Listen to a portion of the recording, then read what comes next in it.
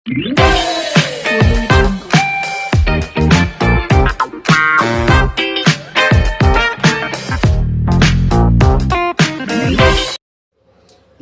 सभी को, मैं मत्तू केवट।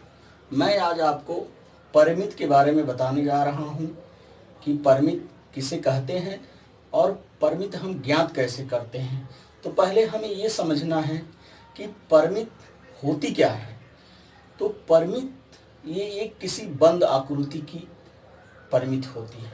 यदि आकृति बंद है तो उसकी हम परिमित ज्ञात कर सकते हैं। और परिमित अर्थात किसी भी बंद आकृति की चारों भुजाओं या उसकी बंद आकृति के सभी भुजाओं के योग को परिमित कहते हैं। तो बच्चों, मैं आपको पहले ये बताता हूँ। देखिए, वर्ग की परिमित किसे कहते हैं। वर्ग अर्थात जिसकी चारों भुजाएं समान होती हैं।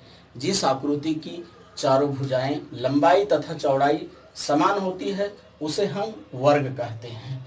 तो देखिए, वर्ग की परिमित हम निकालते कैसे हैं कि किसी वर्ग की परिमित निकालने के लिए उसकी चारों भुजाओं को क्या करेंगे, हम योग कर देंगे, योगफल कर देंगे तो उसकी परिमित ज्ञात हो जाएगी। तो इसी तरह से मैंने देखिए एक यहाँ वर्ग बनाया है और मैंने यहाँ लिखा भी है। देखिए, परिमित, वर्ग की परिमित, इसका सूत्र देखिए क्या है।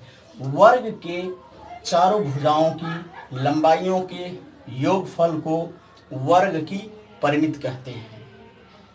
ये वर्ग की परिमित लंबाइयों का योग हम जोड़ करके भी निकाल सकते हैं। और इसकी दूसरी एक परिमित देखिए, वर्ग के, अब एक वर्ग यहाँ दिया गया है, इसकी लंबाई देखिए, लंबाई चौड़ाई दोनों समान है। तो इसको एक सूत्र के अनुसार भी हम वर्ग की परिमित निकाल सकते हैं, क्योंकि वर्ग के चारों भुजाओं की लंबाइयाँ समान है।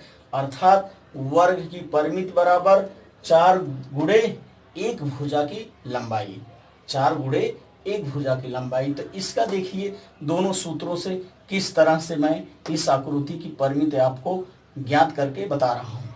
जैसे देखिए, पहले लिखा गया है कि वर्ग की परिमित अर्थात चारों भुजाओं की लंबाइयों का योग। तो देखिए, ये चारों भुजाओं की लंबाइयों का योग मैं कर रहा हूँ। 3 धन 3 धन 3 धन 3, 3 धन 3, इस तरह से हम 4 बार 3 3 को जोड़ रहे हैं।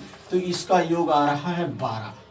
अर्थात इस आकृति की परिमित 12 सेंटीमीटर है। कितनी सेंटीमीटर है? 12 सेंटीमीटर है। इसी तरह से दूसरे प्रकार से यदि हम इस आकृति की परिमित ज्ञात करते हैं तो दूसरा सूत्र मैंने यहाँ लिखा है। देखिए, 4 गुणे 1 भुजा की लंबाई। अब परिमित बराबर 4 गुणे 1 भुजा की लंबाई कितनी है? 3 सेंटीमीटर है। इसकी लंबाई चौड़ाई समान है, तो 4 में 3 का गुणा यदि हम कर रहे हैं तो 4 तिहाई 12 सेंटीमीटर। तो इस तरह से दो सूत्रों के माध्यम से, जोड़ से और गुणा करने से वर्ग की परिमित जो है ज्ञात होती है। तो इस तरह से हमें ध्यान देना है कि वर्ग की परिमित निकालते समय वर्ग के चारों भुजाओं का योग करना है, या दूसरे सूत्र के अनुसार वर्ग की 1 भुजा की लंबाई गुणे 4 कर देना है। यानी 4 में भुजा की लंबाई का गुणा कर देना है तो हमें वर्ग की परिमित प्राप्त होती है। धन्यवाद।